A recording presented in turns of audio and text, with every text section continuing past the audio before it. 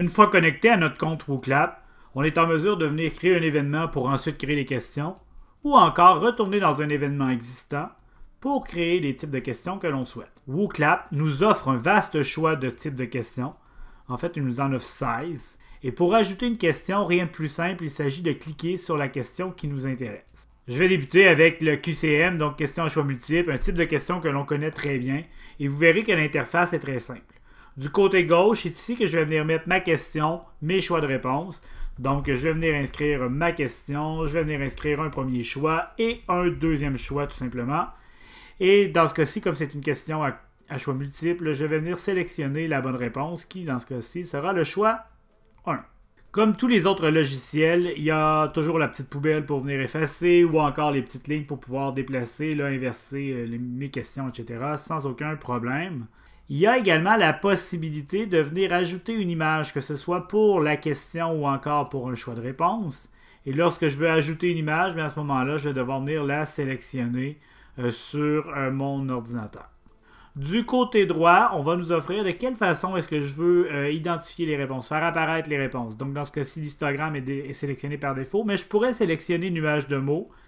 Mais dans tous les cas, peu importe ce que je choisirais, je pourrais changer ça à nouveau lorsque je présenterai, par exemple, les questions en direct à mes élèves ou encore au moment des réponses. Le côté droit me permet également de sélectionner différentes options.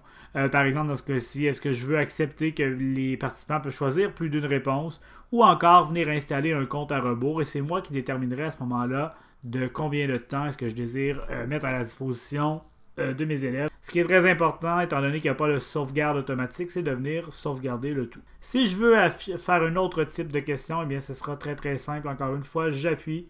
J'ai toujours des options du côté droit.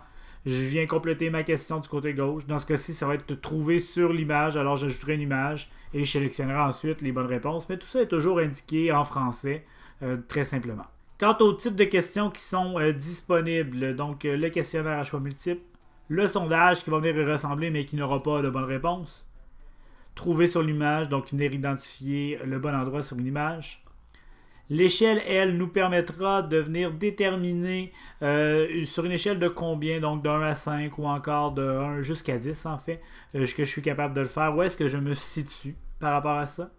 Ensuite de ça, il y a les questions ouvertes pour permettre à l'élève de venir écrire plusieurs mots. Encore une fois, différentes options s'offriront à nous. Le fameux nuage de mots qui se créera et qui s'animera. D'ailleurs, on peut y mettre des images également. Il y a la fonctionnalité de venir trouver un nombre. Des questions d'association pour venir mettre par exemple une image avec un mot ou encore avec une définition. Les questions de priorisation de ce côté-ci, c'est qu'il y aura 100 points à venir déterminer. C'est-à-dire que j'ai 100 points et qu'est-ce que je souhaite qu'il soit le plus important là-dedans. Donc, je souhaite donner 50 points au changement climatique, 10 points du côté de l'université, etc. jusqu'à temps que mes 100 points soient distribués. Il y a également des questions de classement. Donc, par exemple, revenir classer une histoire dans le bon ordre.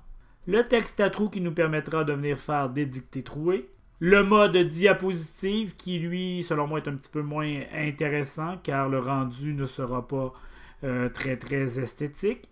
Mais si on utilise le mode diapositive, d'utiliser une image peut être un bon choix. La question brainstorming de son côté est très intéressante. Je vais venir écrire la question et je vais venir écrire différentes catégories, que ce soit 2, 3, 4 catégories, pour pouvoir ensuite venir les placer, les choses au bon endroit. Là, les participants pourront sélectionner dans quelle colonne ils veulent les mettre. Par rapport aux deux types de questions, où est-ce qu'on nous offre de la concordance, la concordance de script, concordance de jugement, je vous dirais que on sera beaucoup plus au niveau peut-être de formation professionnelle ou encore du côté des études supérieures que ce sera pertinent. Et finalement, le 16e type de questions, c'est audio et vidéo.